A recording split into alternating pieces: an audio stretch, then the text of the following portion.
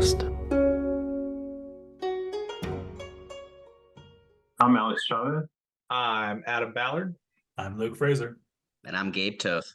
And I'm Paige, and welcome to another episode of the Newbie podcast. Today, we're going to talk about the U.S. Masters prep from both the organizers and the players' perspective. And what better players' perspective we can get than to have the two past U.S. Masters join us, as well as Gabe, which is a new qualifier. So we get some perspective from a new player as well. So before we go any further, let's just let each of my guests fully introduce themselves, right? So we'll start off with Alex. Alex, please give yourself a quick introduction. Yeah, sure. I'm the regional rep for the Mid-Atlantic. I won a Masters a long time ago, ancient history now. But yeah, this year specifically, I'm actually one of the TOs for the Masters in Washington, D.C. So I'll be helping kind of run everything there and get everything organized and put together. All right. And next, Adam. Yeah, I'm Adam Ballard. I am the Mountain Region Chair for the Masters Council. I have also previously won the event and just last year also hosted the event. So I do not envy Alex currently, and I'm here with less pressure than he is. So True. And next we have Luke. Hi, I'm Luke Fraser. I won Masters 2023 in Omaha, and I haven't done a whole lot since, and I have no responsibilities going into this year's tournament, so I'm happy as a clam. that's a Trident Realm joke. You upset a lot of Americans last year because you're Canadian. I am, in fact, a Canadian citizen. So, there's been some debate on whether it should be the U.S. Masters or the North American Masters. I don't really have a horse in that race. All right. And Gabe, introduce yourself. I'm Gabe Toth. I play for the Mark Howard Dojo, and I'm in the Mid-Atlantic. It's my first year playing Kings of War, but I played a lot of war games in my life. I love Kings of War, and I'm excited that I can go to Masters this year. It's pretty awesome. Gabe, give us a quick gamer origin story.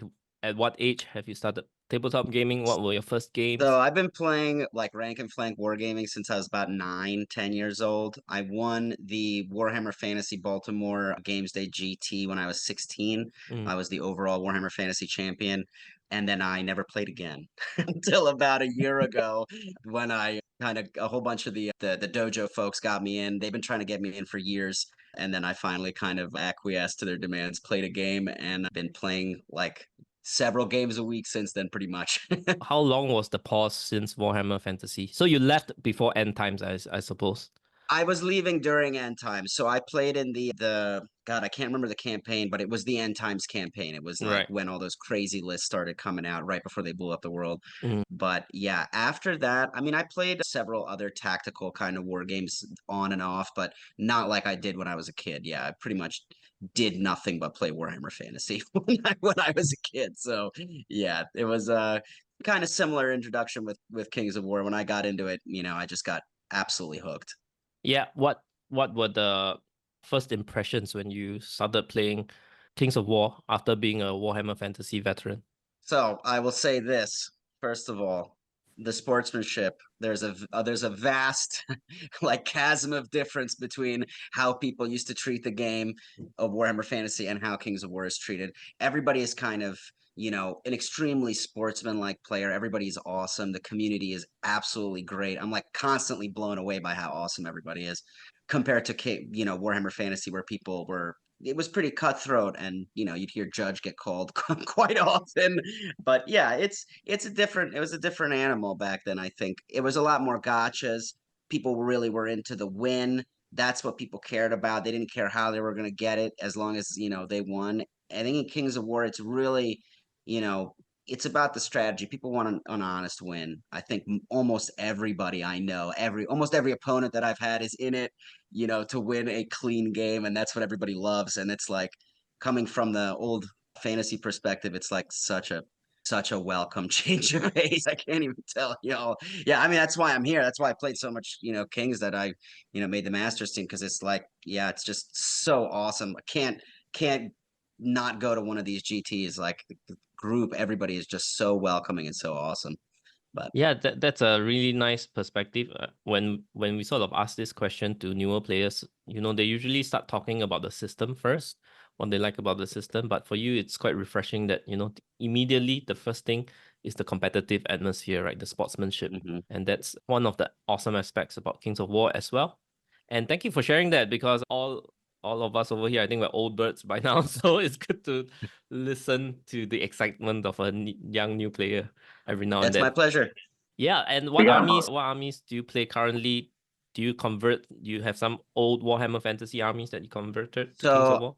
Actually, I didn't play Kings, right? But I did a lot of 3D printing from the original like resin and DLP printers that first came out. I did a lot of 3D printing for my D&D game.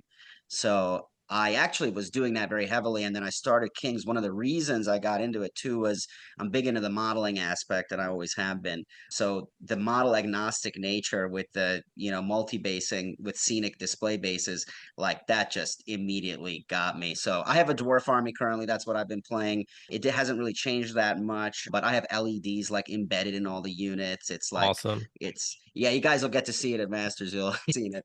It's awesome. All right. Thank you so much for your introduction, Gabe. Of course. So let's move on now to the U.S. Masters itself. So for the listeners out there who are new or not sure what the U.S. Masters is about, can I invite Alex to give the quick pitch of what U.S. Masters is about? Yeah, certainly. So the U.S. Masters is an invitational only tournament with the invites basically being divided out per region. So we have 8 regions we've defined in the United States and Canada that we've kind of broken up, and the way it works is that each region has their own way of qualifying, but essentially they get to bring 8 players from that region to the tournament every year, and the goal is really twofold. It's to kind of throw these metas together, find out who's the best, right? Find out the master that year, kind of like the Golf Masters tournament, right? Who's having the best year, who's going to win. And then there's also the regional element as well, which I think is also a lot of fun as well, which is kind of like ranking region or region, seeing how everyone competes and finishes against each other. But it's a lot of fun. I mean, it's always a very competitive event. It's cool to see all the different metas and different lists from around the country kind of in one spot, and it's always a fun hangout. So we're having the best of the rest as well, which is the side tournament to the Masters, which is going on, pretty much side by side. They run 5 games instead of 6, but same premise. They're pretty much doing the same thing we are, just playing for different stakes, and they're having the same amount of fun, if not more fun than we have sometimes. Yeah, so just to summarize, 8 regions across the US with 8 players per region, making up 8 times 8 is 64 players in the Masters tournament. And there is a side tournament called Best of the Rest, which are the players who didn't qualify for Masters but still want to come to this event, right? And not necessarily they are poorer players, but because some of them, they are good players, but they just didn't have time to get the reps in the tournaments to qualify for the Masters. I know each region have their own way of scoring, but I think as a blanket statement, I think you need to do well in at least 3 tournaments. Is it okay to safe. give this generalization? Yeah. I mean, yeah. Every region can technically do it their own way, but yeah, usually the idea is like you run kind of a season. So like, the way we do it is we close out. We have our Vanguard, which used to be our first tournament. It's actually funny, our last tournament now, but basically you go like Vanguard to Vanguard. That's like the year of tournaments, and you get some amount of points and how you place on each tournament. And usually it's, again, you're scoring top 2, top 3 tournaments, and we have kind of a ranking stage. And our region, one thing I'm happy to say in my region is we've had very big growing scene, and so it's a very cutthroat. This year was insanely cutthroat. I've never seen before for players to qualify. I mean, obviously being the home region adds a little bit extra, but yeah, it came to us. It came down to the last tournament. There's like 3 or 4 people that could have qualified in that last slot. So yeah, so it's a fun sort of competitive element to it, and really it's a kind of summarizes your year in review. It's like who was the top 8 players for that year, and they get to go represent the region, and it's considered an honor typically to go in there and to play, and it's a lot of fun. Yep. So Alex, you're in the Mid-Atlantic region. Yes, that's right. Is that right? Okay. And That's Gabe right, yeah. is from your region as well. So Gabe, being the new player who has tons of games every week, which position do you qualify as? So I'm on I believe I'm on seventh, but that's because so I was ninth before Vanguard. I was seventh, and then like Alex was saying, Vanguard was so crazy. We changed places right at the bottom of that, top eight. It happened like 3 times over the course of the tournament. That's how tight it was. So yeah, I think I ended ninth.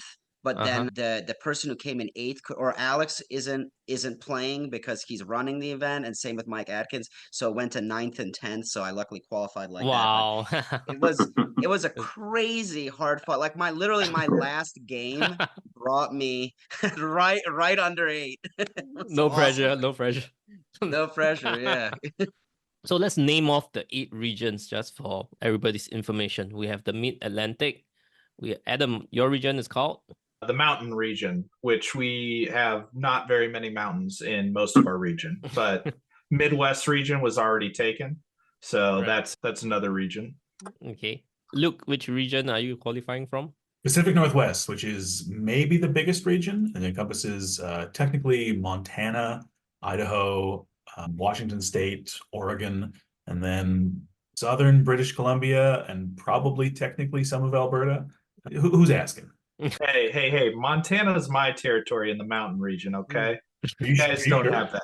Oh, I'm 100% sure. We have like 13 states, so no, you don't have the most territory. Oh yeah.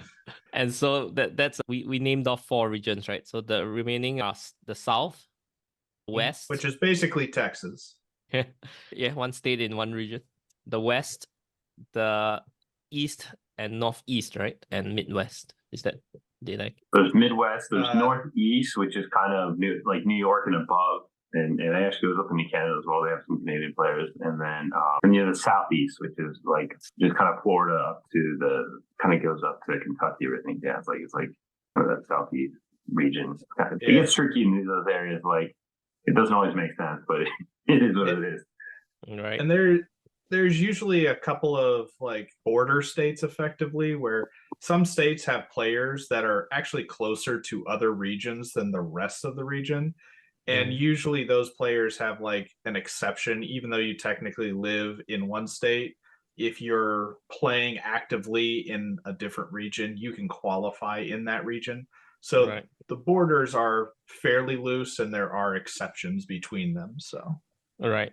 I mean, we're all playing for fun at the end of the day.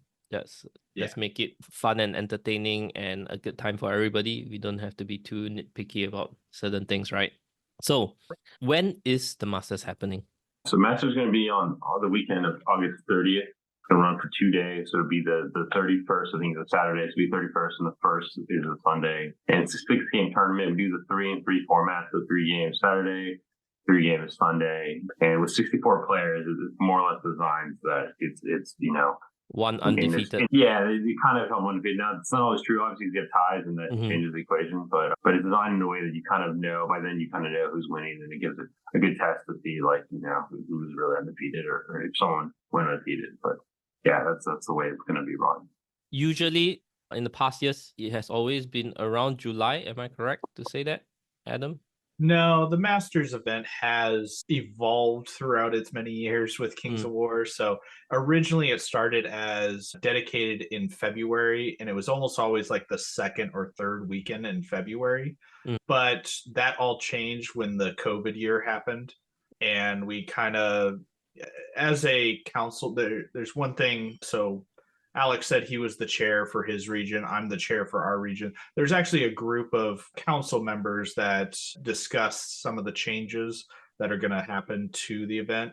And each region's represented by a member. So there's a vote that usually happens if there's any changes happening. So over COVID, there was a vote that took place, and a lot of people had complaints in the winter months. Certain parts of the U.S. are very difficult, very poor weather. So it's really dicey to actually plan on an event if there's going to be a large amount of snow happening. So we actually decided to make a change at that point and move it into the summer months to avoid weather issues. But then ideally over summer, kids are out of school in the U.S. So that was kind of our sweet spot ideally. And then now it's been a little bit more fluctuating, I would say, as when can the region host it and putting a bid in for trying to host it at a certain time. So it hasn't always been one specific time since 20. Right. And this is what number is this U.S Masters going to be? Number 8. Yeah. 8. For Kings of War anyway. There were U.S Masters for the other game, but The one that blew up. it evolved. Yeah, it evolved into Kings of War. So Right. So what I know, Alex, is that this will be held at a convention, the Nova Open Convention. Tell us a little bit more about that. Yeah, so this is the first. We've tied matches now to a bigger event. Nova Open, for those who don't know, is it's a convention dedicated to miniature wargaming, kind of a more regional, our version of Adepticon, I guess you could say, if you guys are familiar with that tournament or that con. So it's a really great event. They've kind of done awesome events over time, and to me, it's a very natural kind of pairing where we wanted to kind of showcase the event in a bigger venue. Kind of we have access to a really nice hotel. We're in the middle of DC. It just kind of made sense for what I think our region wanted to show off, which is kind of, hey, let's kind of join in the pure gaming community and show off our game to that community, and it's just a good event in general. I think there's a lot of things to do there for those that can take advantage of that couple extra days. The convention actually starts on the Thursday, or actually even the Wednesday. I know a few people are coming in early, kind of taking advantage of other events and stuff they're doing. I'm doing other events there too. So, I mean, there's just like a lot of fun side stuff to do while you're there. And obviously you're in DC as well. So you have a lot of other like things you can do if you want to. So I wanted to make sure people had as much options to kind of, get some local, if they want to do some touring, some stuff like that, you have the option to do all that here. But mainly it's going to be that we're part of this bigger event, which is, again, just gives us a bigger scope and scale. I went there last year. They actually went to a new venue last year for the first time. They kind of switched hotels, and it was awesome. It was a great time. I mean, just really good vibes. Everyone there is having fun and just, really enjoying themselves. How many people are you expecting at this whole event, the Nova Open? Just to give us a scale, an idea of how big this event is. Overall, the event gets, I want to say, a couple thousand for the convention. So somewhere in that range. Yeah, I want to say something like that. The way they have it set up is actually pretty smart too, because obviously you're going to have the other games, I think that theme represented there as well. But they kind of have one room that's kind of the fantasy room, and that's where you'll see kind of like Lord of the Rings and the other stuff. And like that's all kind of put in one area. And they kind of, one thing I like to kind of put 40K guys in their own like little basement area, like they have their own little like dungeon area. So you don't have to deal with that if you don't want to. But it's cool to check out either way, right? It's I think a lot of us here are just fans of models and gaming and stuff like that. So it's cool to see the kind of spectacle of it all. So the big conventions in US, number one is Gen Con, but that's like board games and role-playing games included, right? So that's not specifically to tabletop wargaming. And then the biggest tabletop wargaming convention out there is Adepticon, which anybody off the top of your head, know how many people attends Adepticon roughly? I think this past year was between 8,000 and 9,000 players, I believe. And Nova is not bigger than Adepticon, but it is one of the next few in line, if not the next in line, in terms of wargaming convention. I think there's a Las Vegas Open that is, I heard, is pretty big as well, but Nova is somewhere around the top. So that's pretty exciting. Yeah. And if I heard you correctly, Alex, is Kings of War will be played in a common gaming hall alongside other game systems. That's all under the fantasy team. Yeah, it's like that. That's the best way to think of it. Like there's kind of a room that it's really the main like ballroom in there. Actually, it's the second main ballroom area. But yeah, they kind of keep it so all the fantasy games are kind of in the same area. So like I know like Lord of the Rings was there. They have a big presence. You have the Warhammer stuff obviously there. So you have kind of different games all going on in the same area. I mean, that's fantastic, because there are times where we say, hey, let's show off our game at an event, at a convention, right? And then you get this private little room at the corner where only your players are there. There's no foot traffic. Nobody's going to come in and say, hey, what are you guys playing? So if you're in this big hall all together in this melting hot pot mixed with, what's better is that they're all fantasy gamers, right? As we know, there's sci-fi and fantasy. Some of us just don't like sci-fi. So you are already in the same hall with people of our kin, right? They like fantasy wargaming. So I think that's a pretty good opportunity to show off the game. if they hear a lot of laughter, people having fun, they're gonna come over. They're gonna see beautiful armies on diorama, multi-bases. I think that's gonna hook people in. So I'm pretty excited for this prospect of attracting new players, especially competitive players from around US. So yeah, I hope so. I think we have a chance. I mean, like definitely something that we plan to do, and we have a showcase table. We have we're going to be streaming from the event, so you'll see that as well. So yeah, I mean, Kings of War to me is always a game you walk by, you see people rolling like buckets of dice, and you're having a lot of fun, right? So like, who doesn't want to see that, right? That's like what you look for in a game, right? that's the first part, and the other one that hooks people in is the beautiful dioramas on multi-bases. It's like, wow, what is that?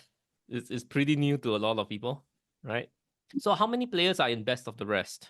Right now, we're sitting around 30, I want to say, something like that. So Are registrations still open few for more. that? It is, yeah, absolutely. Yeah, if you want to sign up for the Best of the Rest, highly recommend you do that. We have a firefight on Friday as well, which is run by Marcelo, so people can still sign up for that as well. So yeah, if you want to join in the fun, it's definitely not too late. I mean, I know hotels around are kind of booked up, but there's always Airbnb, there's ways to stay nearby. There's a bunch of hotels within a block or 2 blocks, and there's even like Metro access not too far either. Well, the Masters is still just over a month away, and I'm sure some of the regions are still running tournaments to qualify. So are you expecting more people to sign up for Best of the Rest after, the cards has fallen and they know that, oh, I didn't make it into the Masters top 8, so I will sign up for Best of the Rest? Is it something that you'll be expecting to happen?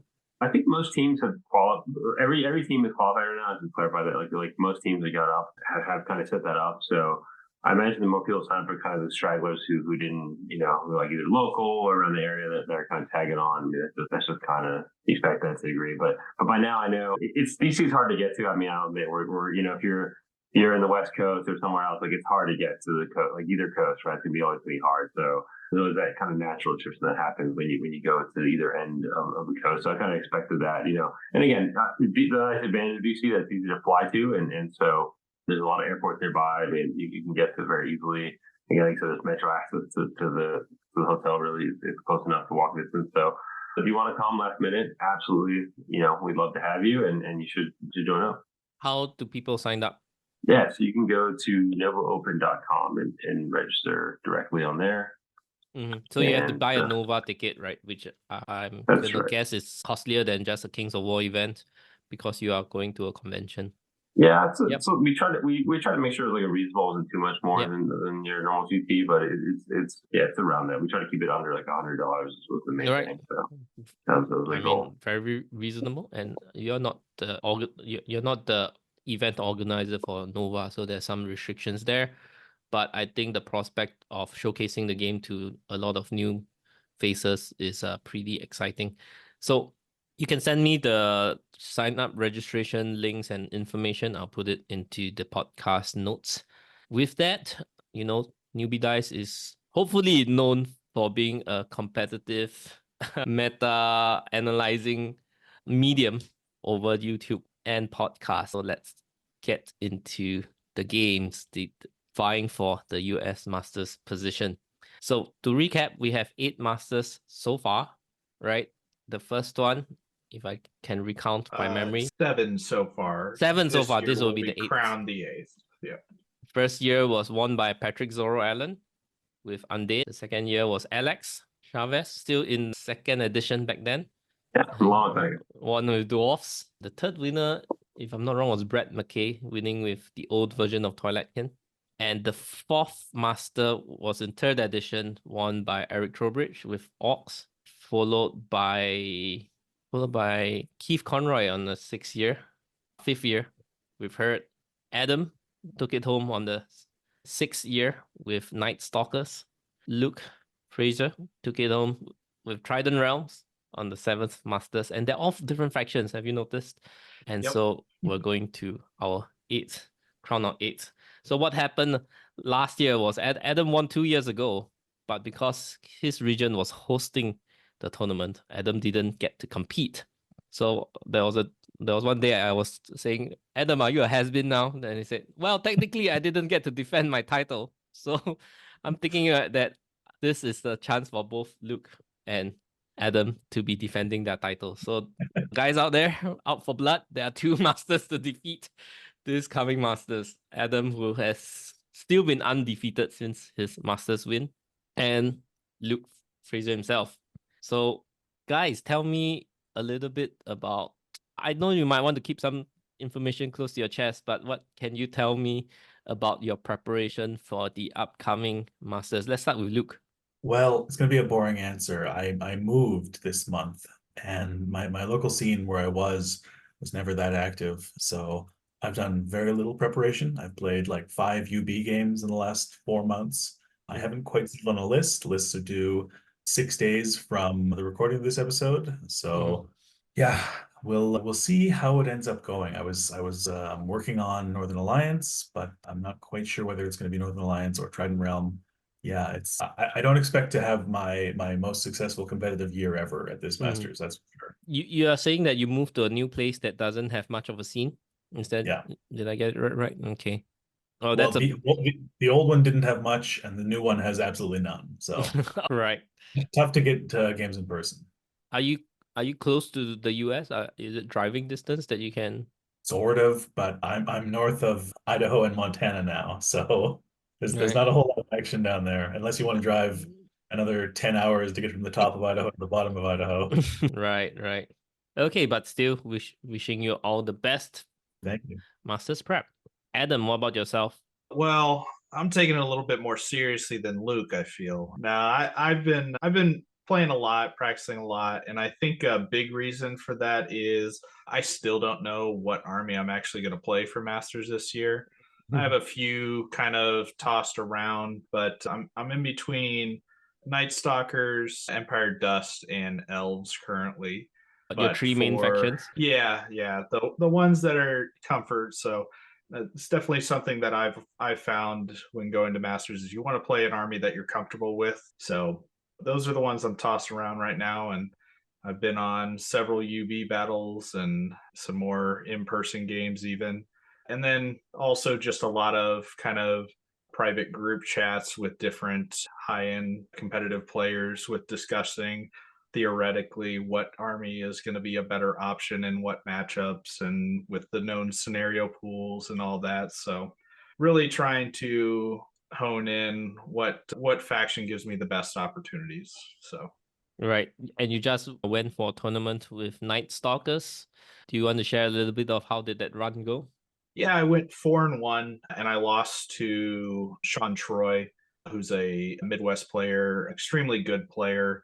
And he was playing an army that I knew I was going to struggle against in Ratkin with the Night Stalkers. And it was the scenario that everybody knows and loves, which is kill. So I kind of chalk it up and I'm like, well, it was kill, but yeah, I did just kind of get stomped. So yeah. So but the other 4 games, we had some good matchups and won those, and then had a rough matchup or 2 and still pulled out a win. So, I feel Night Stalkers are strong. They're in a pretty good place, but EOD is the same way. I feel like EOD has no bad matchups, but also no extremely good matchups either. They just have some below average scenario play compared to the Night Stalkers. So that's kind of where they're at. And then Elves are also, I think, a very matchup dependent army.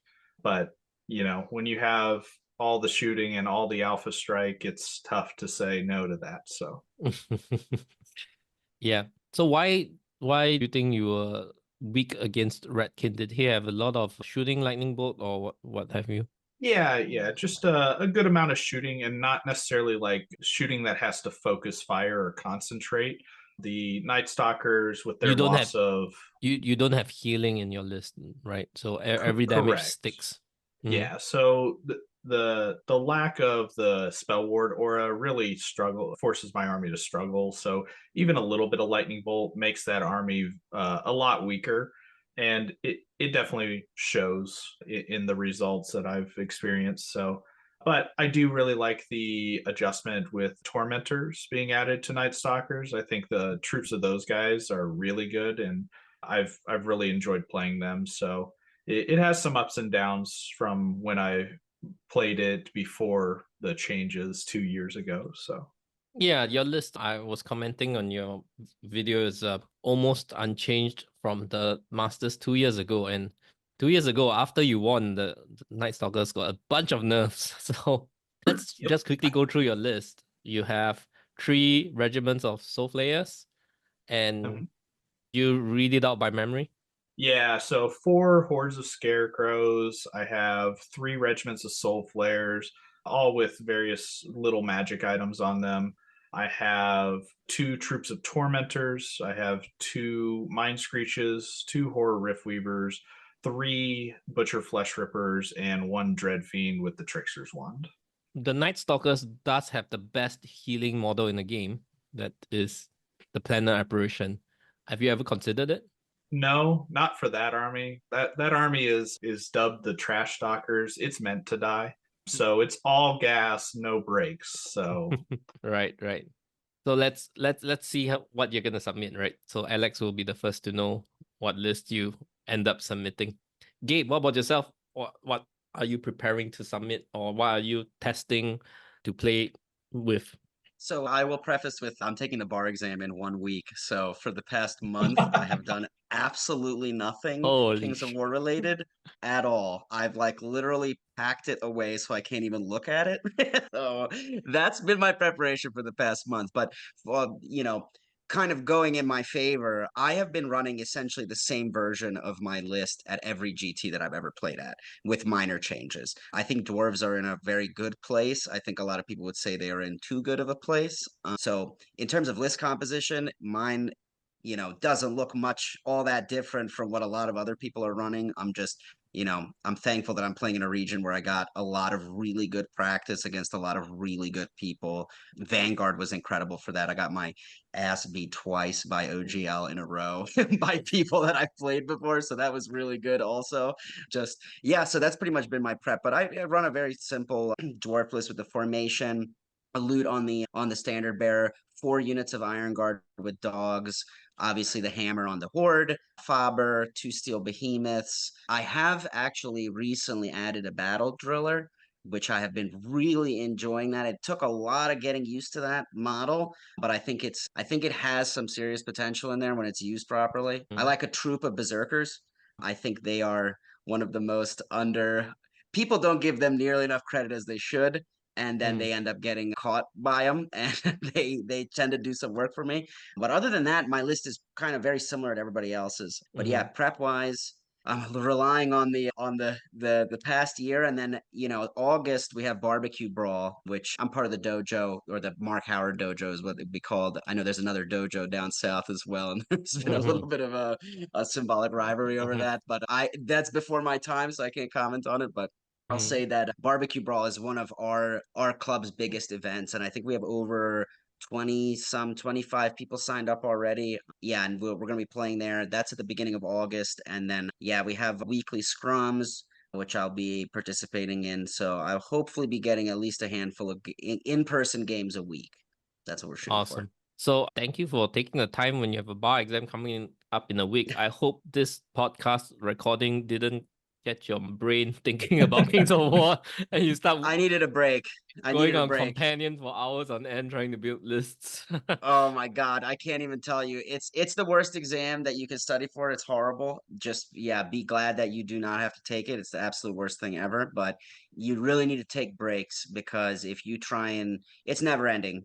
People liken it to an endurance race, and the worst thing you can do is just burn yourself out before exam day. So this is my break for the for the week. I studied all weekend, so it's been my reward. Do you play games with Alex often?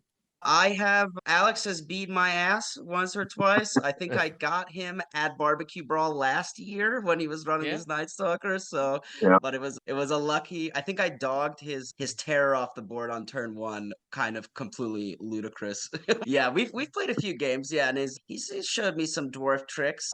Some late night he's the hotel OG. rooms. He's the OG Dwarf Master, man. So Yeah, exactly. you that's rookie numbers. He ran 3. Yeah, so I got actually one of my club mates runs 3 Steel Behemoths, and he routinely beats me with that. So I would tend to agree with that. Yeah, was it 3 Behemoth during your Masters run, Alex? I actually had 2 for that list. Oh, I had 3 at one point, and I dropped one, and then go to the Right. event. So yeah, which is like at the time that was crazy, but now like after that you saw 3 in every list. So it's like, yeah. Well, was I it don't- the era? I mean, we're talking a bit about history here. Was it the era of Brox and Rocks and Steel Behemoths? yeah, that was me. I coined the whole Brock and Rock thing. That was my Mhm. thing. Pretty much as Well, I started doing. the Behemoths were a new update in that year's Clash of Kings, and they were, I think Alex would Pretty agree, good. they were a little overtuned to start. They were, yeah. I think they started with a lot more attacks than they currently have right now. Yeah, there was, I want to say 25 attacks or something crazy, like 20 plus D6 or something like that. They hit on 5, Yeah. so like. Deal. Hey, But ironic, it is- Adam. Speaking about overtune, when I Night mean, Stalkers yeah. were very yeah, well yeah. tuned, You and they got talking about me, up Adam, a yeah. bunch of nerfs. I'm not saying they're not. I mean, Luke is obviously over here saying my army wasn't overtuned and they still nerfed me. So No, that formation was totally unacceptable. It had to go. Mm, yeah. I disagree. Give him Pathfinder back. Come on. Oh, You gotta be- too easy. you gotta be a Game homer. went too easy. Yeah. Game went too easy. You got to make me work for it. So, Luke, what's your This seems hot to be a take? trend. So, like your army gets nerfed at their match. Like I don't know if it's like a thing, but yeah. Like, maybe There is an it's a good year. exception, and that's the Eric Trowbridge exception, where Mm. you win with orcs and they're like, they're fine then where they are. Leave them. Exactly. Same with like her, I guess too, right? You don't didn't see her getting touched too much. Yeah. So No. I think both of them, right? Eric Trowbridge and Keith Conroy's were the only ones where their army didn't get nerfed after they won Masters. I would argue that Eric Trowbridge was playing in a meta where shooting was pretty bad. That's allowed orcs to True. flourish because it's all punchy.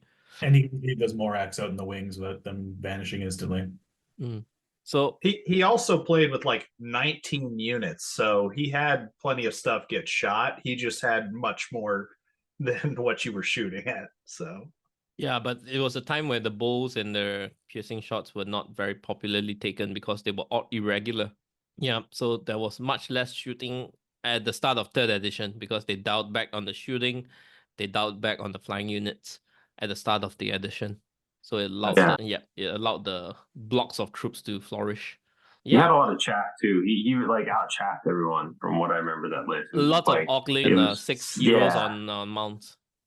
He was kind of he felt a little bit trailer with that. Like now it's kind of commonplace to see a lot of that trick lists to throw in the 3 heroes and they kind of chat. But he was the first one I really saw that had like this a ridiculous amount of chat pieces to throw at you, where like just making sure like no, you're not going to fight my big scary units until I want you to, right? Yeah, So that was, just make that sure was the really big scary smart. unit hits first. I had to laugh. I did play against the list. It was the year after he won Masters, and he has 1 war trombone in that list, and he used it as chaff. He put it in front of like one of the hordes of great axes and ran it straight ahead and said, "You charge me first, and then the axes will hit you."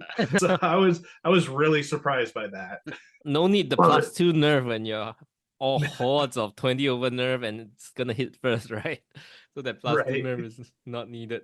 Luke, what's your hot take on as the sitting best Trident Realm player, at least until Masters come around? What's your hot take on the Trident Realm update? I wasn't very inspired by it. Let's put it that way. I don't want to go into too much detail, but it doesn't feel as though it received the full love and attention that sort of a mid-season update would necessitate. But I think maybe that's an unrealistic expectation. Like I think Northern Alliance really set a high bar for what sort of an army redesign could look like. Fundamentally, I don't know if we're looking for army redesigns. Like Mantic is releasing new plastic models, which we love. We love to see Mantic releasing new plastic models. But they want to release rules for them at the same time, which is very reasonable. It's not my favorite thing. I wish they just came in the annual update, but from a marketing perspective, I absolutely understand why they do it. So the army updates, I think we should probably shift to thinking of them more as functional updates rather than reworks. You're right. And yeah, like I will die on the hill that the Thule formation in Trident Realm was much too good. So I'm happy that it's gone. The Frog formation is pretty interesting. I have a really hard time fitting it in a list because it gives no unlocks, and Trident Realm monsters and heroes are so insanely good. But I think it's a cool, interesting formation. The list, I don't think it has the juice right now. And like, let's be real. My Masters win was dependent, as they all are, but I would argue probably mine to a greater extent was dependent on the matchups and the specific dice rolls of the day of, right? Like, Red Realm hasn't been absolutely stomping every meta because it has bad matchups and weird matchups. So I think overall the army is in a slightly worse place now than it was a year ago. And I really hope that Dam Busters especially get just like a little something. They're such a strange mix. They're like kind of tanky, but they've got Fly and Strider and Thunder too. So they obviously want to be like a hammer, but they don't quite have the juice for that. So anyway, they're great models. I've got some in the mail on the way, so probably you'll see some on the table. I think a similar unit to Dam Busters would be the Abyssal Grotesques, the Abyssal Dwarf Grotesques, right? They are large I cavalry. strongly disagree because Yeah. of Fly. Right. Fly They on have a maneuverability that's pretty unique, but it's limited because they're speed 7. well, and it's not about maneuverability so much as they're insanely easy to screen.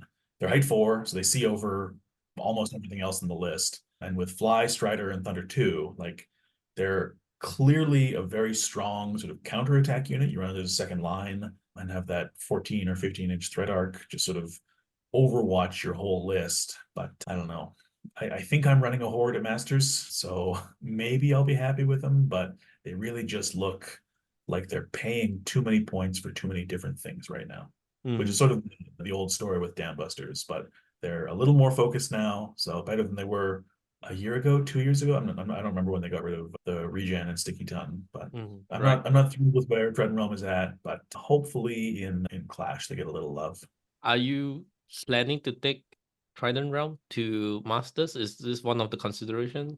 Most likely, yeah. With my move, my ambitious hobby project to do Northern Alliance, I really got put in the back burner. So unless I get a whole lot of hobby energy in the next 5.5 days, I don't think it's going to happen. That's right. That's right.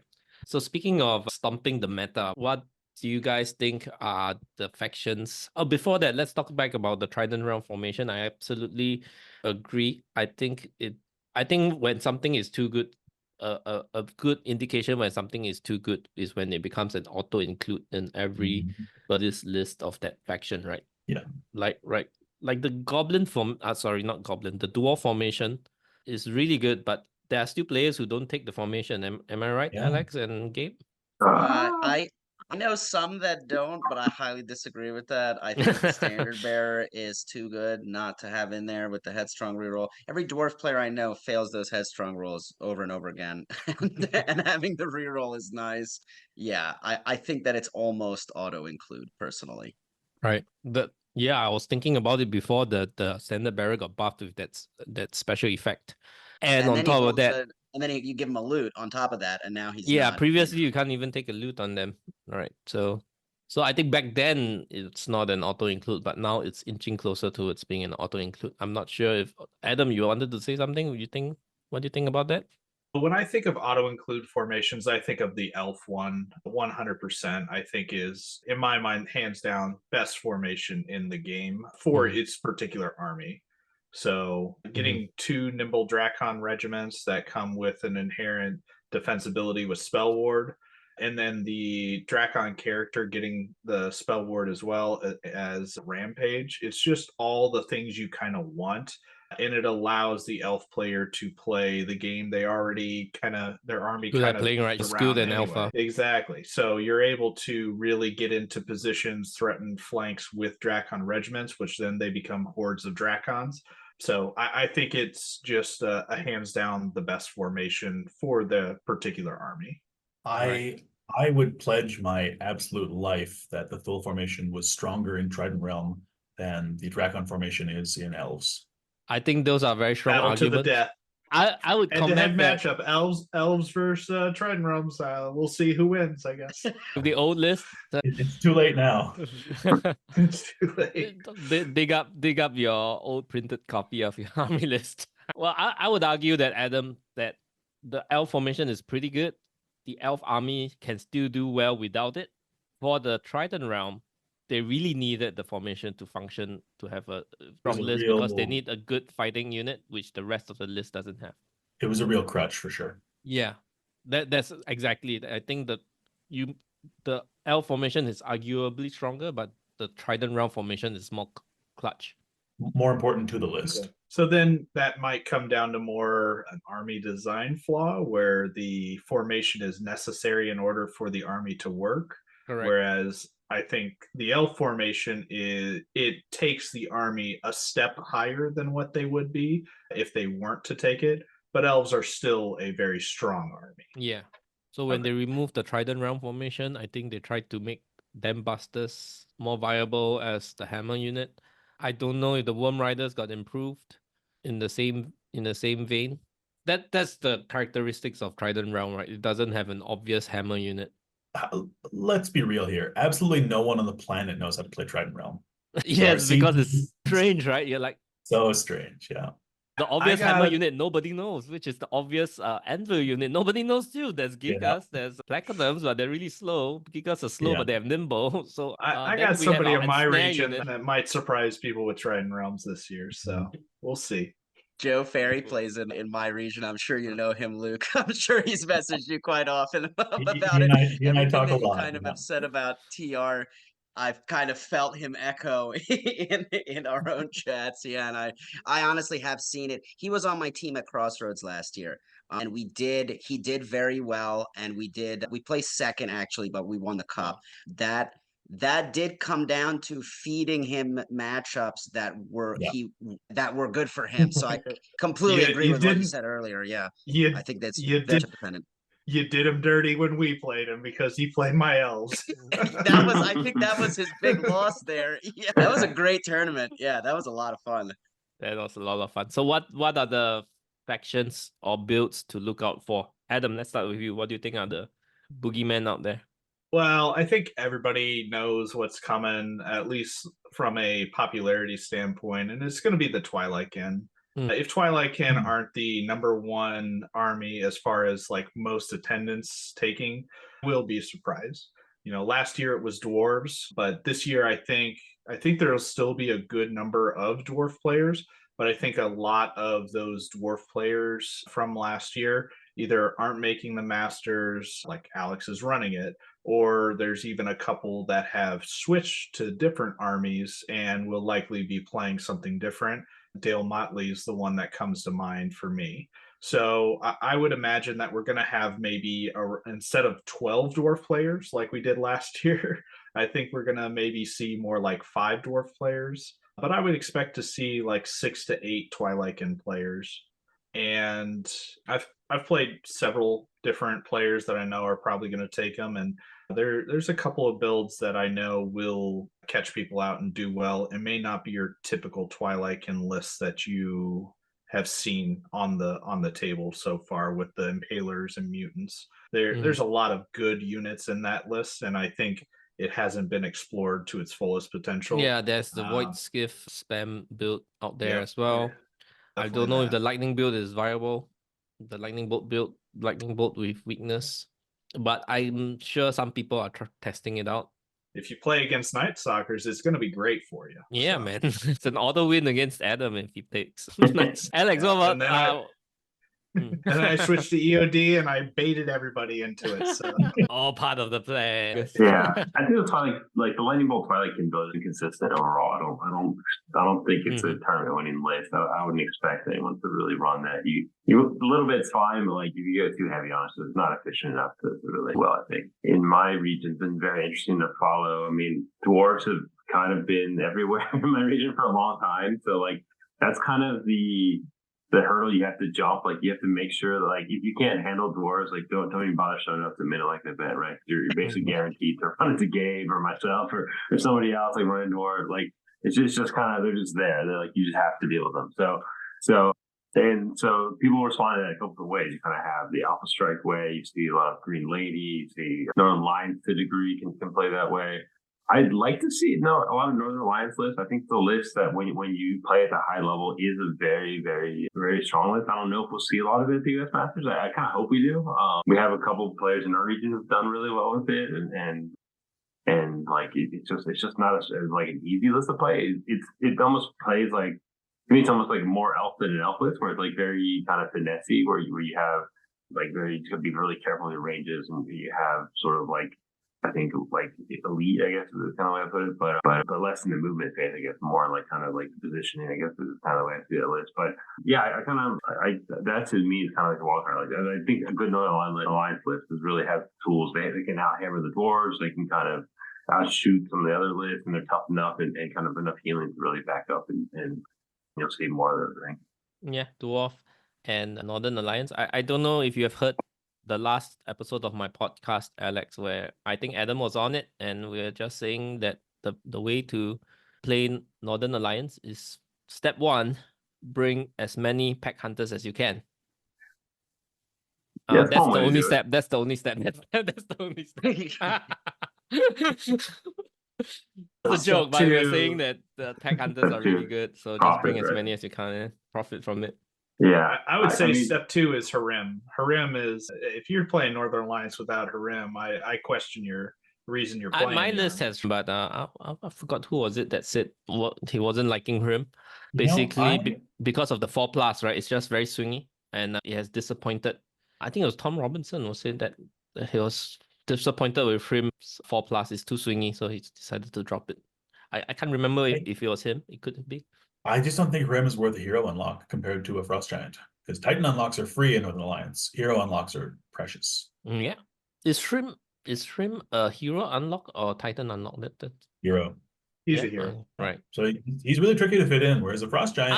I think it's easy to fit in if you have lots of pack hunter regiments, because regiments unlock the heroes. You got infinite unlocks when you have 10 pack hunters. I mean, my Northern Alliance list has spare unlocks, because I was like only 3 pack hunters, but I'm loving my Northern Alliance list so far. That's fun. I really like the formation. That little troop of berserkers hit as hard as a horde of ogres with a crush 1, thunder 1. 15 attacks, just 3 less than a large infantry horde, and it has Tundra Fighters for free, so if I trigger it, I get the free Vicious. So yeah, I would agree. Northern Alliance is in a good place right now. Dwarf has always been since the recent years, and I think the only sort of weakness as a list, as a faction, is the scenario play, because most of the pieces are slower. Has that been mitigated somewhat with Ordered March? How has Ordered March been affecting the Dwarf? Let's start with Gabe. I love Ordered March. I personally think that it may have been a little too much of a gift. Yeah, you think? I think it's incredible. It's essentially nimble when you march. I mean, it's totally killer good. Now, I do agree with you scenario play wise. I think there are some things as a dwarf player you can do to mitigate that. However, we were talking about boogeymen right before. I completely agree with you guys. TK and NA are in a great spot. I would put TK probably at the top because of their magic. The army I really don't like playing against is OGL. I've beaten it many times. I've tabled it in GTs. I've been tabled by it in GTs. I feel like it's kind of the same game every time, right? And I don't know, that I think kind of rolls into the whole thing that it's not just about, like Luke was saying, it's about matchups. Like, it's matchup dependent, right? Being able, the OGL kind of combines into the scenario play against the dwarves in a great way, you know, especially if the certain scenarios rolled, like where the tokens are at the line, you know, they get the first turn, you know, automatically you're kind of on the back foot as a dwarf player, right? So I think that those two things are kind of combined, the boogeyman and the difficulty in the scenario play. Ordered March has helped, I think, a lot, but with OGL, I find the same kind of thing is happening. I'm moving my lines up, you know, I'm creating my pockets, and I'm kind of arraying my battle line to make it so they can't double charge me. With Ordered March, it's just a little faster. And then the game essentially becomes the same game against OGL again. Mind you, against some other armies, the Ordered March, I think, is a little more helpful, but that's really kind of where I'm finding the issue. TK, I think, back to them, I think they're amazing because the magic is just hyper good. Being able to afflict, you know, those effects with those spells and then also dealing damage to them, especially at the end of the game, I found they can kind of, you know, the damage has been inflicted. It's tough for me to move around, and they're just pulling units off the last 2 turns of the game. That's kind of my take. NA is similar in a way, you know, when they're playing against me. I think for him, I would agree that, they are swingy because they're 4 up, but the Giants, proper application of a giant, I think is worth quite a lot in the game. And then also you play into the swing, right?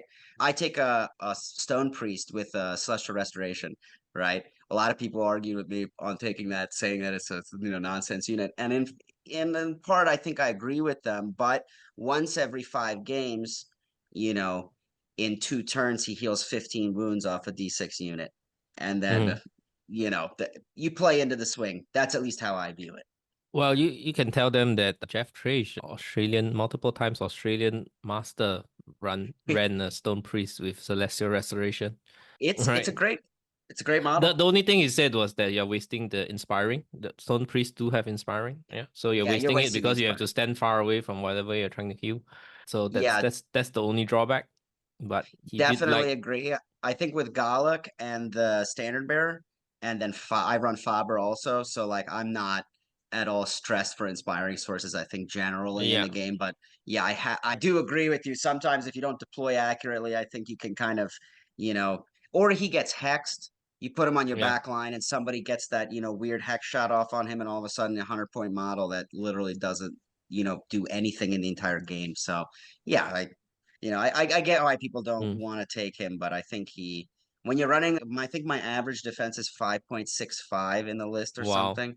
So, I think he's extra good when you have something like that going on. But yeah, because one of the things about Dwarf is naturally it doesn't have a good access to healing components with its high defense army. And one of the more prolific Dwarf players, Mike Rossi, has said before, they're high defense, but they just eventually die, right? When you grind them out long enough because the wounds stick. But then if you have healing elements in your list, that changes the whole equation pretty much, right? Because I could chip off the wounds. You could chip wounds into my defense 6 units and eventually take it out, but I could chip off the wounds as well, and then now it's become not as certain that you're gonna kill it. Yeah, and I find most of the big losses when I'm playing with dwarves are coming from when, they commit, right? They're hitting that single unit with 2 units because, it's the horde or the formation horde or whatever. They're getting the 2 units in there, and they really need to break that. If they can't break it, it becomes a bigger problem. And then all of a sudden they don't break it and you wipe the wounds off of it. And then now, the entire calculus of the game has changed because of that 100-point model. I think it's good. It's like, it's so hard to one-shot a lot of the dwarf units, right? Like people rely on doing that kind of like 2-shot, right? Like you hit it twice, but you throw in 5-6 heal. Like it's like you can kiss that map goodbye, right? It's like, so it's like it's very, very potential. I think you see a lot of celestial tech. It became popular region for sure. You see in a couple of different armies that brought it. It's a smart tech, I think, for sure. It's definitely swingy, but with the impact being so massive, it's like you should rely on it to win games. But when it does, it's like, all right, well, sure, that it's like, all right, well, you're just kind of screwed now. You're playing with the shit. Yeah, I think definitely. I think that's one of the tricks that dwarfs use and others use to kind of create some staying power in some of this meta. Right. Let's swing back over to Twilightkin. That's probably the most popular faction we're going to see going into this year's Masters. Yeah, do I have a nod from everybody? I don't know much about the other regions, but they're definitely, they're popular. Dwarves, I think, are pretty popular too. I would give it to one of those 2 factions for being the ones that are being brought most. What should we look out for when we're fighting against Twilightkin? What should we watch out for? Let's throw the question to Adam first. Well, I think the issue is that you can't look out for any one specific thing when you hear you're playing Twilightkin, because there's about 5 different competitive builds that I can think of off the top of my head. And they play very differently. So it's very difficult to understand what build to game for. So Twilightkin are going to be the most likely to be the highest populated army, but I don't think you're going to see more than maybe 2 people take a similar type of Twilightkin list. I think there's going to be, I know Jesse Berglund has been having success in the Midwest with a defense 6 spam with some impalers. He has some other stuff in there, but it's very focused around the impalers. I know the Southeast has had a couple of skiff spams that have done really well. I know that there's several people that have just been taking kind of rounded, a couple infantry, horde of impalers, a couple of mutants, and doing well with that is also. So, and then I think there is a shooting version of the list that is also going to be played and very scary too. Triple Summoner Crones is not a bad thing, and Lothiel. Like you just have a lot of damage with those 4 characters by themselves. So you add in whatever extra shooting elements you want, or Yeah, you could Mind even Screech. just go, you could even just go melee from there. I would still consider that like a shooting focused list. So Mhm. it's hard to plan for playing against Twilightkin. So I've kind of just said, well, screw it. You can't really call that shot and expect that one single build. Whereas like the dwarves, if we're going to have 5 dwarf players, I expect we're going to have 5 very, very similar dwarf lists with maybe like 500 points in that list up for debate of how you want to play it. But Twilightkin are not going to be that way. Yeah.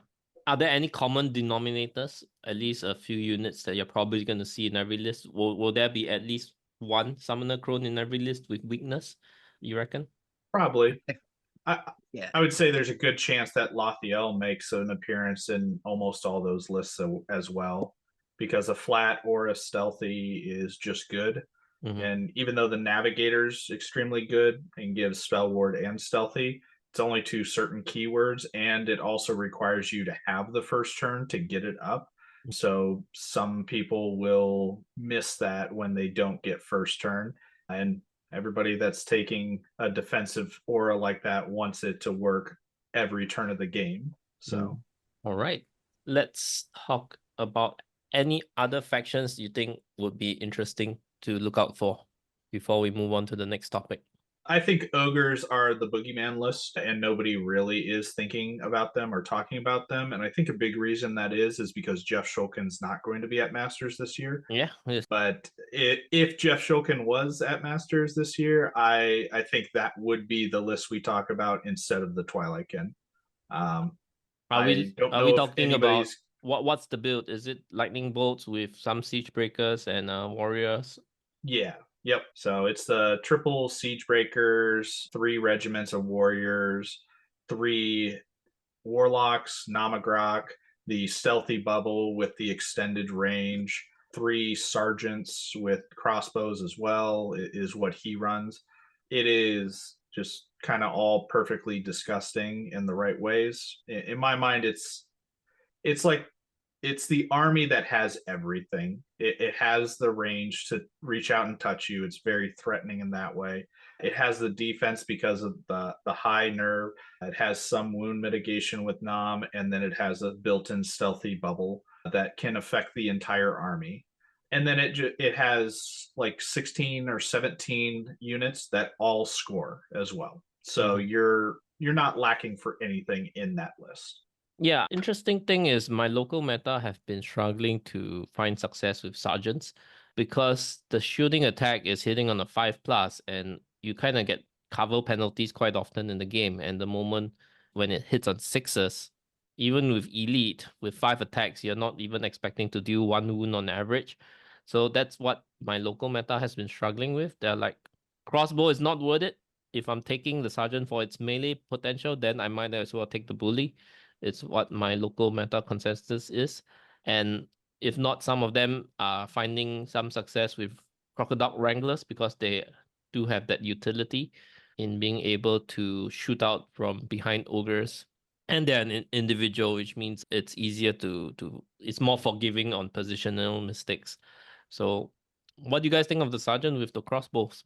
I think he's fine. I mean, I think, taking 3 is kind of crazy, I think, but I mean, obviously the fact that it can work, but I think even like 1 or 2 is still good to like just putting the shots where you need to. I mean, nowadays you see so many Titans, right? With the change in Titans, I feel like there's always something floating around that you can have access to, and the range of it being so good, it's like it's just really really mobile battery to kind of like move around it and put it where you need to. So I think as long as you deploy your unit properly, you can kind of get to where you need to be to shoot with those guys, and the lane both much more effective, I think, with that build where like you only have 4 inches. So that's really what I think it's harder to get working is making sure that Mm. everything's kind of in that bubble with juice stuff and everything. But yeah, I mean, you make a really good point. I mean, that ogre build has pretty much been good for like 2.5 to 3 years. Like that, it's been the same. Well, it hasn't really gone anywhere. It's as good as it has, I think. There and like, yeah, but it's, it I has don't know. suffered a few nerfs throughout the years. The siege breakers going up 20 points for the hordes.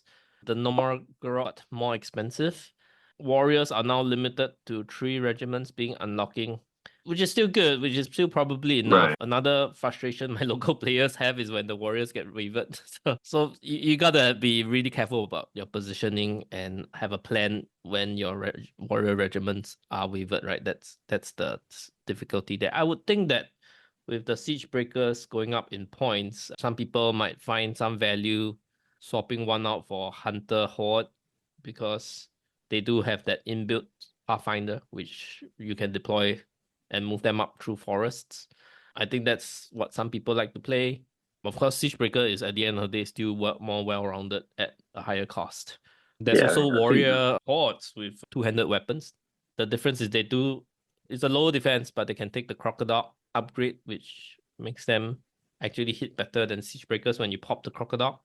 Yeah. But overall, yeah, the build has pretty much been there. Even throughout its nerfs, it's still pretty viable. But it is like the standard. Maybe people aren't worried about it as much because it's just been around for so many years, and it's like you're just expecting it to be there anyway, right?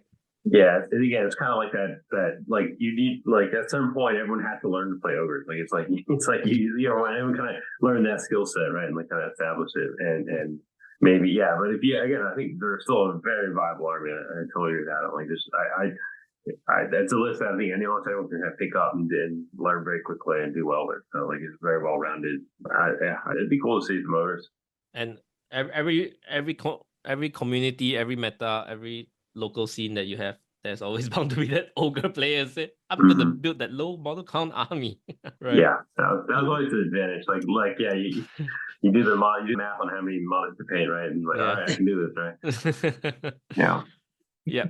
So let's get another hot take from all of the players out there, which is what other than factions, what players do you think we should be looking out for in terms of they got a very good chance of taking home the Masters title, or it's just somebody you enjoy having a competitive tight game against and he's gonna give you a run for your money? Let's start with Luke.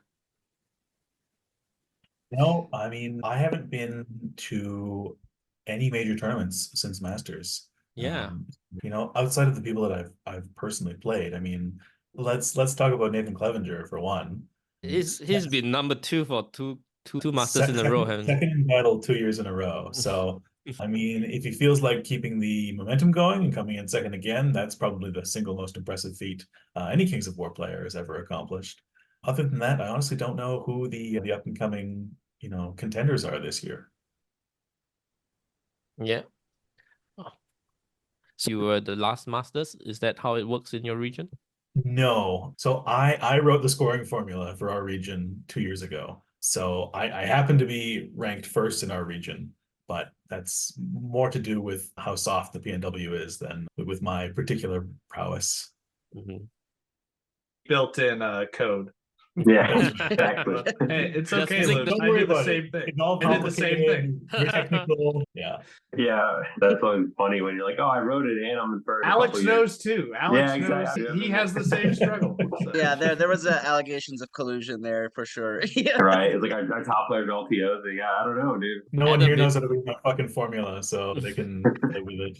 I'll just throw a name out there. Not to pick my own region because I don't be biased, but I'd be very curious to see what Corey Reynolds is going to be running. He's a player who's always done really, really well. I know he's been playing Twilight Kin kind of on and off for a while, and being where they are now, I kind of expect him to be in that kind of upper tier of Twilight Kin players. I know Corey's kind of been right at the top. I know he's got second, I think, at least once, and right, always in that conversation. Be curious to see how he does with that. And he's definitely one that I'd watch for, I think, as far as like a favorite or someone I expect to win overall. I would definitely agree with that. I think one of the reasons, if we don't see as many Twilight Kin as we expect, is because people are still building the army, because it is a lot of new models, new unit profiles that they do have to build up and paint. And Not speaking to anyone in particular, but Jeremy Duval. Yes, are you gonna have your Twilight Kin ready for Masters? Just calling you out. I've been hearing about your Twilight Kin project over countercharge for years at this point. Come on, 15 man. years, yeah. You know what looks a lot like Twilightkin is Basilians, and I think he already has those painted. So Right. He didn't even have a horde of spearmen that he could use as a horde of elves, man. Come on. Well, Adam, I saw you typing in the chat there to look out for goblins. yeah, so I'm gonna knock out two birds with one stone here. We obviously passed over the real boogeyman list, which is goblins, and I'm gonna throw out Travis Tim as a person of interest for this year's Masters. He's been absent for the past 2 years. Wasn't able to make it to Pacific Northwest, and then obviously was hosting with me last year. But he's still just as deadly with those goblins as he's ever been. And he also finished second place, and the year before that he finished a third place with the goblins. So, I joke with him, he's due for one. He's been a three. He's been a 3 and then a 2 the last 2 years he's gone. So 2-year break, and maybe he can bring it home for us. So Travis will be looking out for your performance. Come on, man. Prove to people that you can bring it home with goblins. and then maybe they can finally get nerfed. I'm of a opinion that being a shooting heavy list, just to be a bit contrarian, I have played Goblin. I have played the Goblin in a 2,000 point tournament where I felt that I couldn't bring all the tools that I wanted. So I think 2,300, the Goblin army, that at least the one that I have in my head, I have played a few games with my 2,300 point Goblins, is a bit more well-rounded, but Goblins do have that sort of weakness in that it's mainly a shooting army, right? It can't punch as well as at least most of the builds out there. I do know, I think Shannon Shoemaker ran a melee build pretty successfully with lots of chariots and giants. Yeah, but being a shooting army, there are just certain things that you can't accomplish. Like, let's say if you're up against a lot of defense 6, you just can't chew through all of them. And if they are able to contest you at the right spots, you will still lose the game, which is something that I think a matchup for goblins that's not easy to win.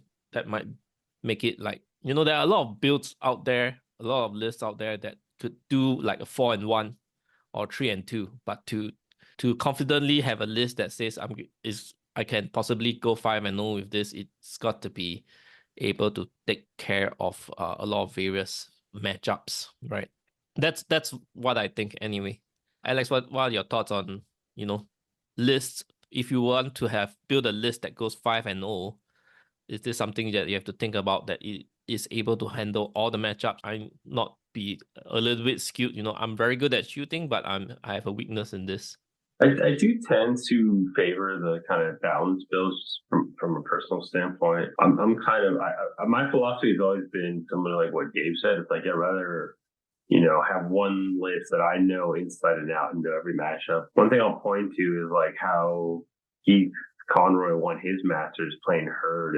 I think he's a very similar example where he kind of knew every matchup, where he had the ability to kind of take a bad matchup and kind of turn it on its head, where like it was like the opponent couldn't, he kind of like, oh, I'm going to play my game, I'm going to negate your weakness and make it really tough for the opponent to kind of deal with this strategy. So there's definitely, I think, a lot to say to that, like knowing your list and having enough tools. And again, you need enough balance and tools to like deal with it. And usually comes in the form of speed, having like a lot of faster elements and just kind of be able to play that game. But I think that's kind of my philosophy. I think take the, like, you're between, I'll tell you players or any players, if you're between two lists, play the one that you're more comfortable with, that against more matchups, you played in more scenarios, like you're gonna be able to find the ways to kind of play that. And I think to me that's more important than having, trying to chase the meta or whatever, like last minute changes that you think, oh, I'm going to do this because I expect to see this shooting. I think it's just too random to really rely on that. I think there's just so many variables that go into it. Like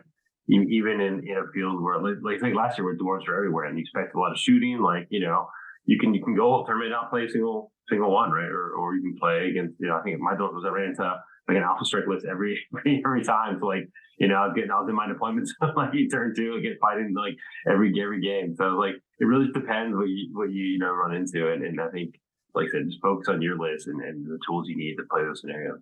Yeah, that speaks a lot to Kings of War as a game. Yeah, you do want to build a winning list, but the piloting skill is more important than the list. The list is still important, but if you are to brush up one thing, it's piloting the list that you're comfortable with first before you are able to tweak and venture out into other builds that you're unfamiliar with.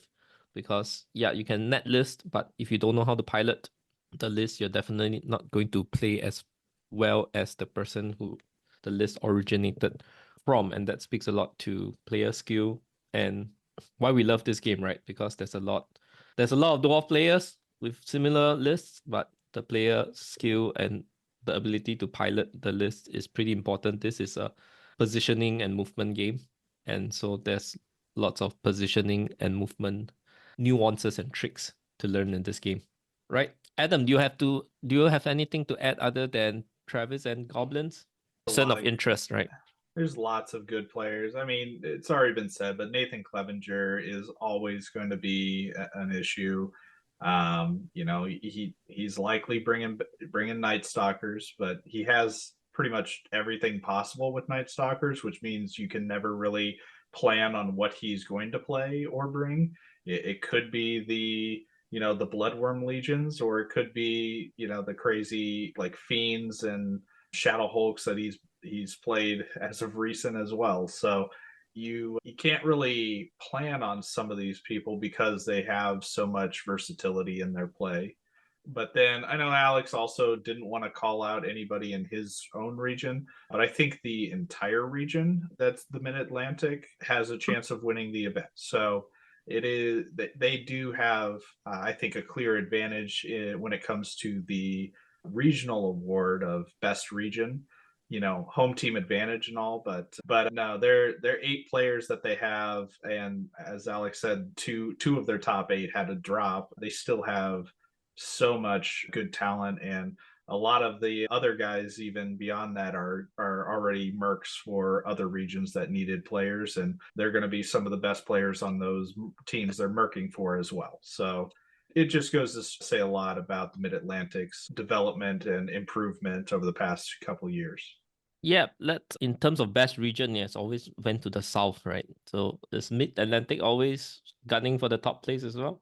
Oh, that's not true necessarily. Last Did you guys take it home last year? No, Midwest actually won last year, so I believe so, right? Am I correct? No, yeah, you're right. Midwest took first, and I believe Mid-Atlantic took second, and the South had settled for third best region last year. How far they've fallen. Yeah. Yeah, I mean, we've been second. I'm just trying to trigger some in the regional.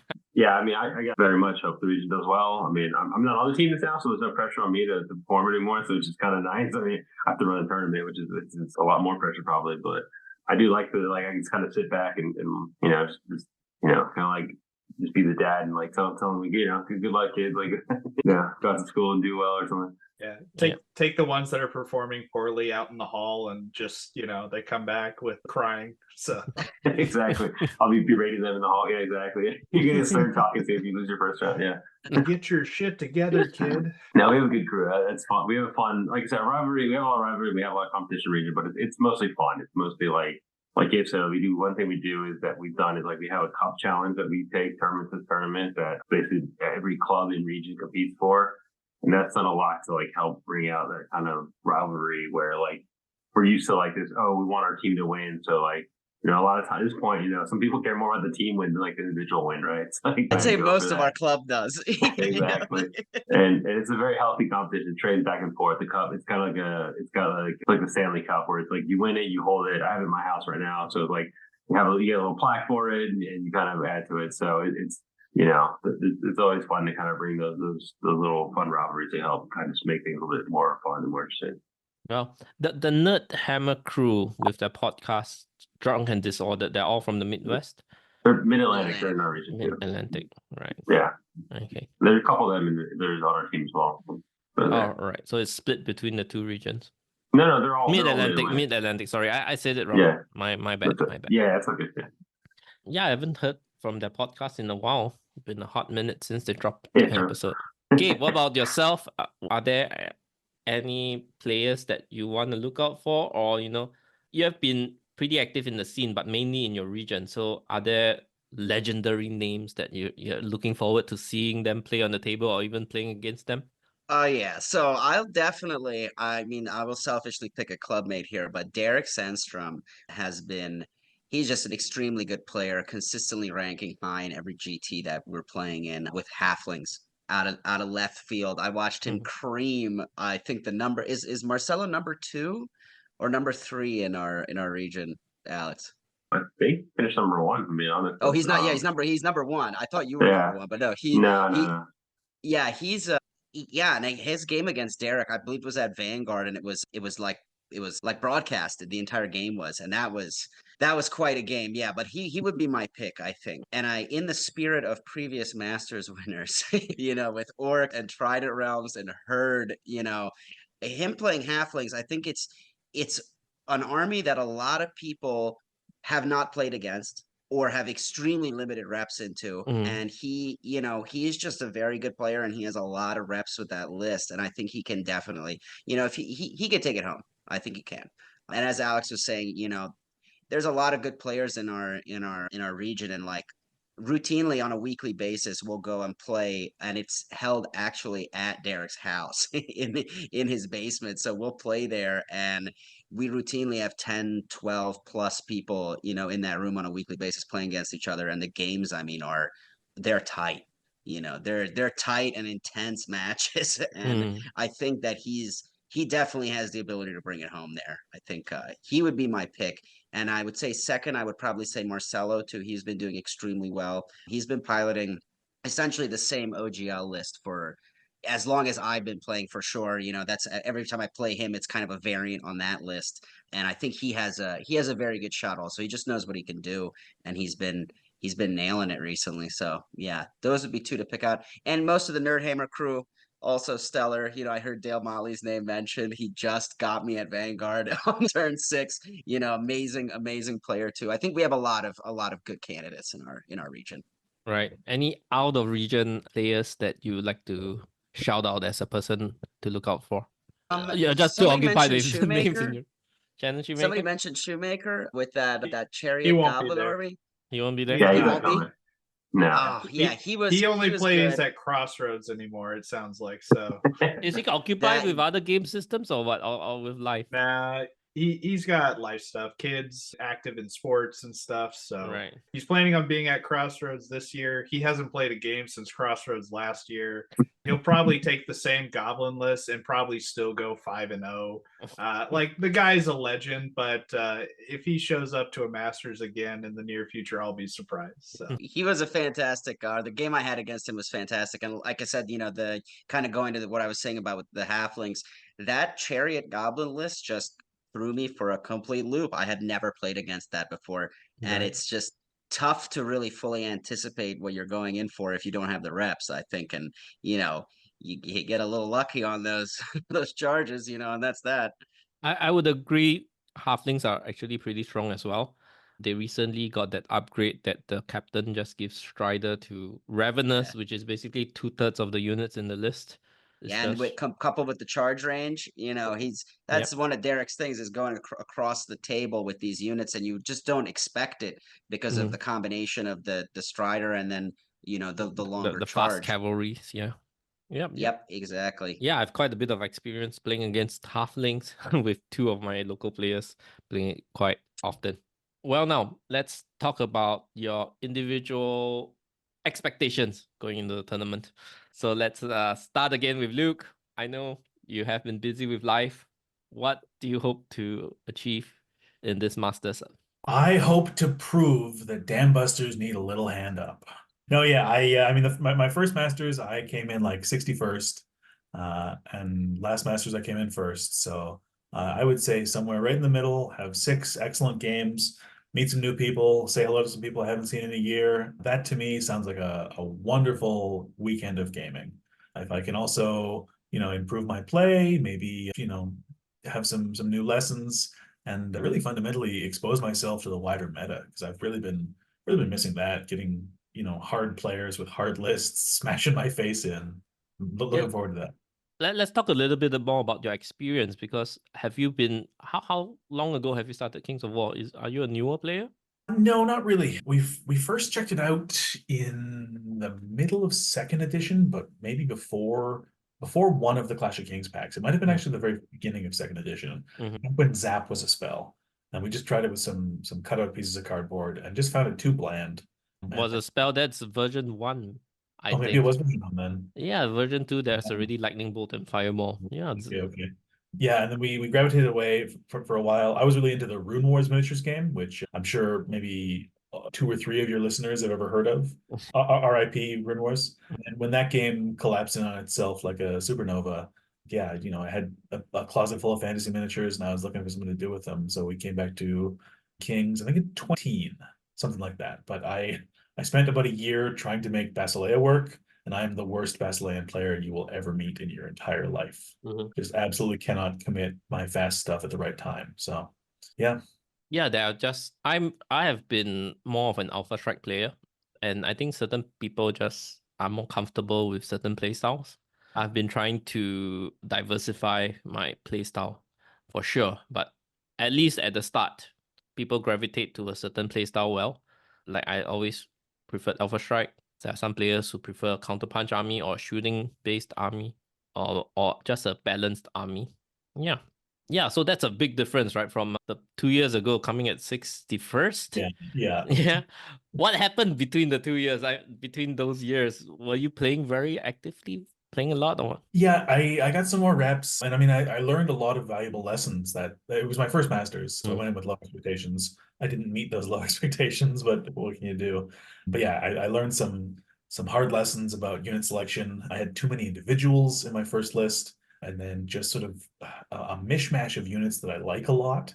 But Dread and Realm is so strange. If you have a mix of the high defense and the low defense stuff, then oftentimes your opponent can put their high crushing strength into the high defense stuff and their high volume stuff into the low defense stuff, and sort of allocate their toolbox well. So I really took a hard look at what was working well for me and what I needed to do, and obviously it was successful. So it was Trident Realms for both years, and Both years. Yeah, yeah. And like a that's a sort of pretty awesome similar. story. And nobody expects Trident Realm to win, right?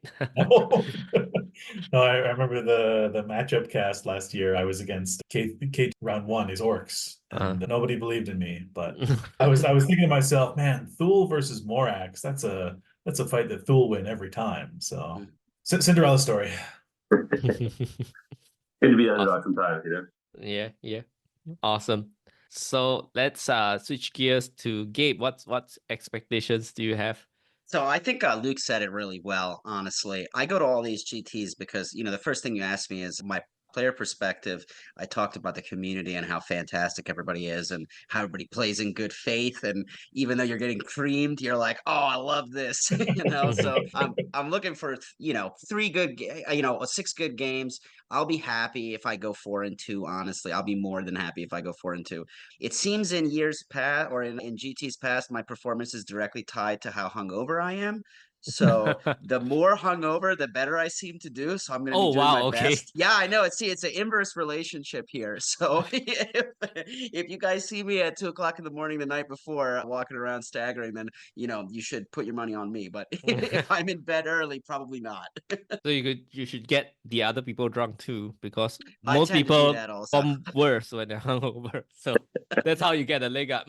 You got it. I just go, yeah, full throttle. It's when I really care, and I'm like, no, I'm gonna get a good, nice rest right now. I'm gonna, just go to bed early, and I wake up, and I think I put too much stock into it. It's better to just kind of play off the cuff. Right. Awesome. So Adam, what about yourself? Do you have a high expectation on yourself? I would say so. I've been putting a lot of practice time into this Masters and just trying to prepare and really, making a hard decision of what list to go to. But I think also the list selection and then seeing the army lists that people are playing will probably allow me to make a more accurate decision of how good I'll perform with whatever I pick. But as far as the event as a whole, I think everybody kind of goes in with the expectation of this is like essentially a giant family reunion every year. You get to see guys from across the country that you haven't seen since the last year's Masters, and that's really the best part of the whole event and the whole trip. And that's why I'll always make it out to a Masters, whether I qualify or not, whether I even plan on playing or not. So, but yeah, I think I'm kind of there with Gabe. If I can go 4-2, 4-1-1, that would be, the ideal sweet spot. I feel like I wouldn't have let my team down if I do something like that. So Right, and no player has won the Masters twice, right? So I'm sure you all agree there's some luck element involved in the game, whether it be favorable matchups or just at least not roll poorly at crucial moments, right? Nice game. Don't roll snake eyes. That's the best luck you can have. That's a skill. That's a skill to have, not rolling Yeah, snake. I just lost a game on turn 7 with snakes. Yeah, like a month ago. That was my last game before the break. My favorite thing is to roll snakes on an unimportant nerf roll. Yes, I got my snakes I out of the gotcha. way. I got my snakes out of the way. I'm Get not 'em out. supposed, statistically, I'm not supposed to roll another snakes in this game. I don't think it works that way. What was Gil's record? Psychologically, it works that way. Right. Alex, what was Gil's record? 7 snakes in a game? 7, Oh, 8 Yeah. snakes in a game, something like that. Pretty up there, yeah. Yeah, and a Always fun to- GT, yeah. Exactly. Yeah, I've done that before. It's rough stuff. I've did some of my battle reports some years back. I did a counting tally of how many nerf rolls were made in that game. So on average, for the few battles I kept track of, on average, a player does 20 nerf checks in a game. And quite a big chunk of it would be inspired. So you have to roll it twice. So I would keep it within the range of about 36 nerf rolls in a game. So snake eyes is 1 out of 36 chance.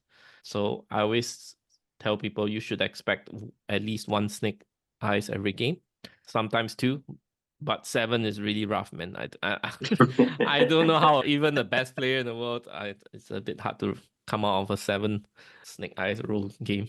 Yeah, with that, let's end things off with a little bit of... No, wait. Alex, let's talk about your expectations for the event itself.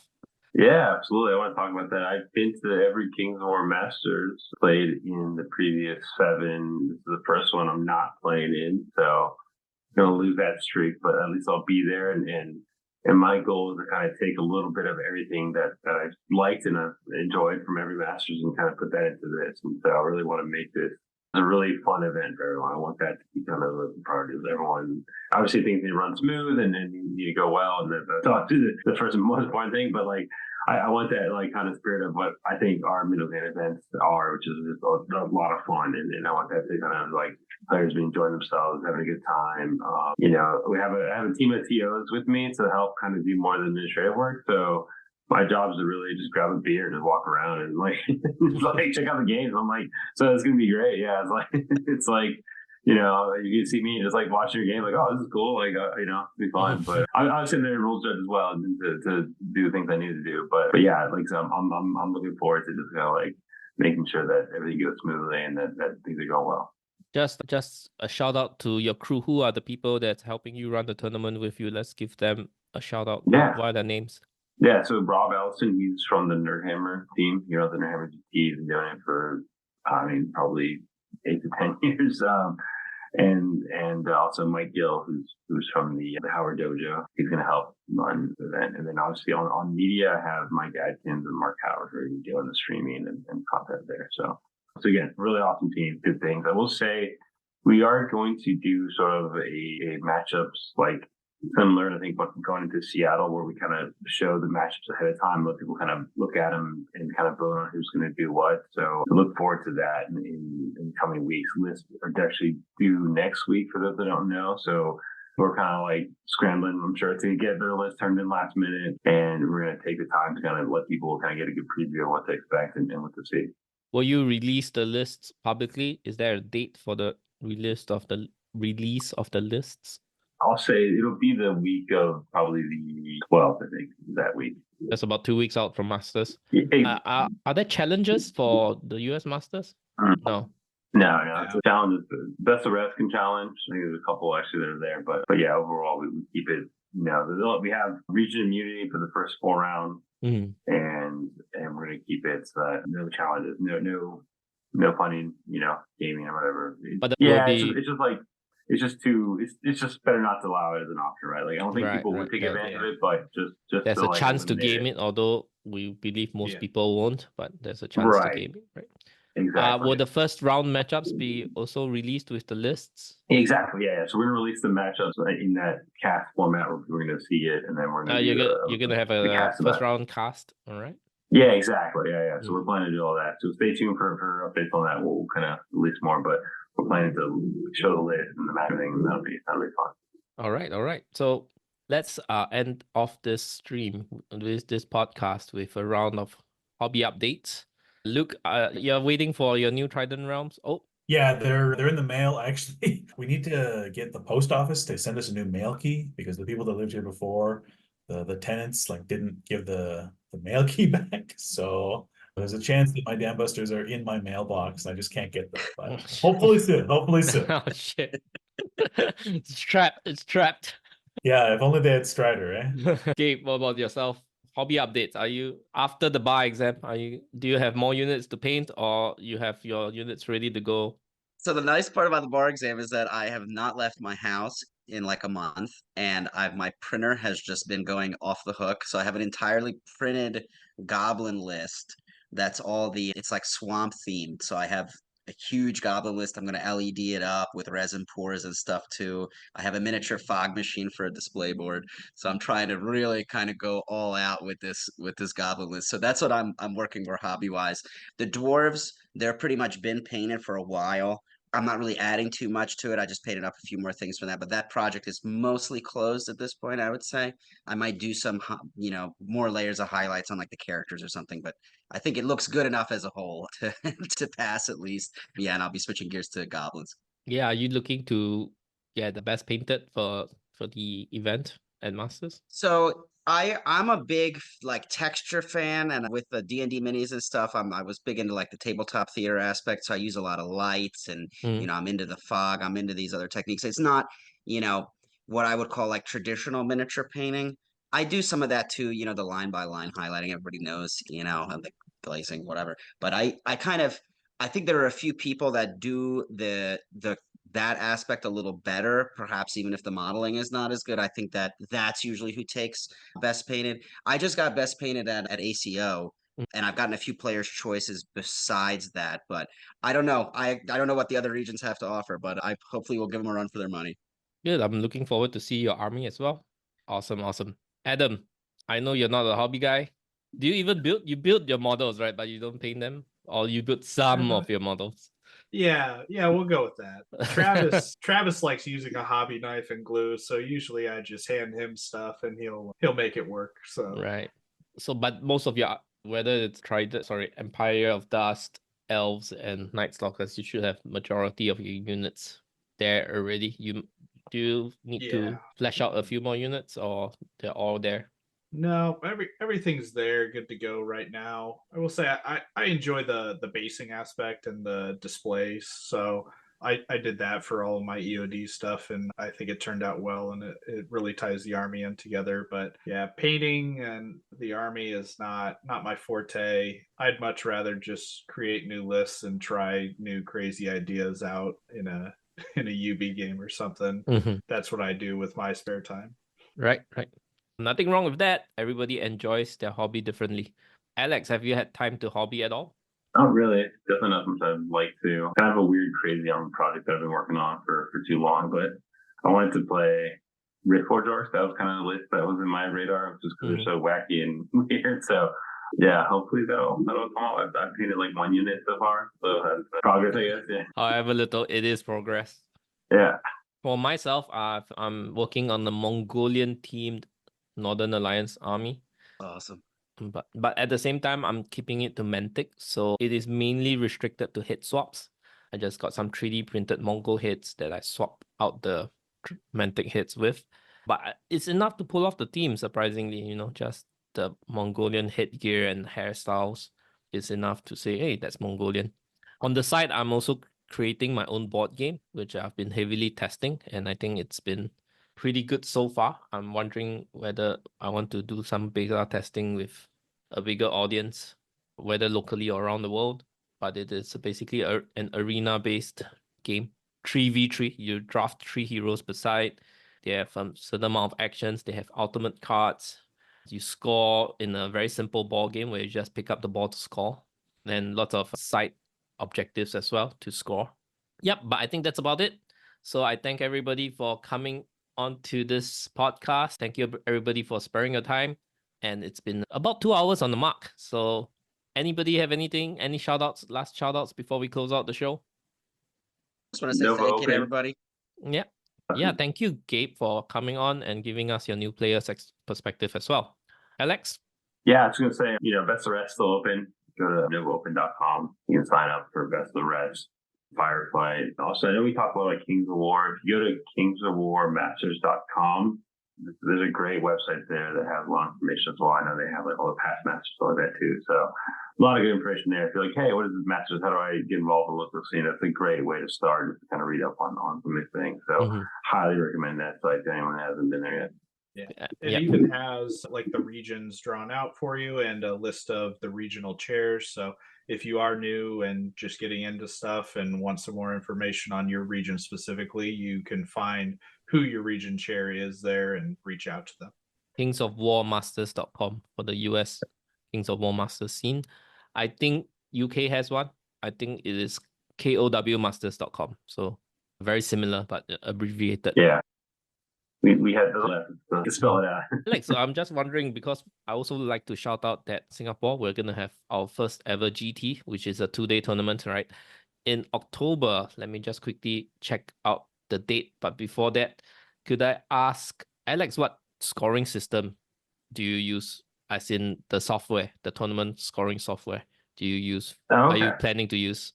Yeah, so we're actually going to use, the whole thing is done on Google Forms. Actually, it's something that Mike Adkins, I guess, created like internally, just because I think he was sick of it. He used it for himself, and kind of becomes standard now in a region. So it's the one nice thing about it, it's all players submitted. So players submit their own scores just on your phone, and it calculates everything for you. And it kind of been great for us. Like we've used the last like 3 events, and it's been pretty much flawless. Yeah, Adkins is just luckily that he has time to kind of help cater to what we need and make that work for us. But it's just basically like, it's a bunch of Google Forms that he compiles into spreadsheets, and then that's spits out the data for us.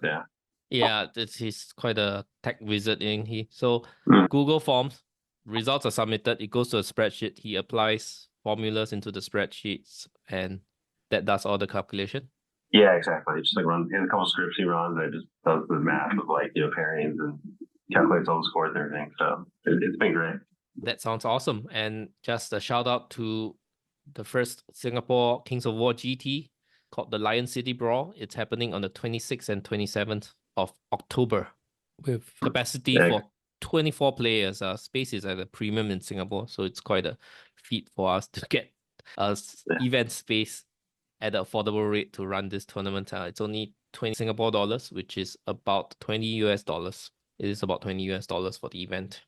Yep, Singapore is all the way in Asia, all the way on the other side of the world. But if you are happening to go there for a business trip around this time, that would be a great opportunity to play a game. If you can't bring an army, we will be more than happy to loan you an army if you are able to make it down to our event. Also, shout out to people nearer to us in Asia or even Australia and New Zealand.